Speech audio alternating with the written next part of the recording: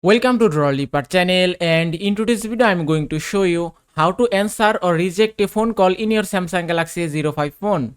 Now answer this phone call, you need to just tap and swipe right this green answering icon, and that will answer the call. Now I will show you how to reject a phone call. Now to reject this phone call, you need to just tap and swipe left this red icon, and you can see that will reject the call. You can also answer or reject a phone call using your volume button and power button. Now I will show you how to turn on these settings. And if you want to turn on these settings, open your phone app. From here tap on three dots and then go to settings.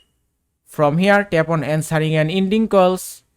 And if you turn on these two settings from here, now you can answer or reject a phone call using your volume button and power button. And that is how you can answer or reject a phone call in your Samsung Galaxy A05 phone. I hope this video was helpful. If it was, please give it a thumbs up and don't forget to subscribe.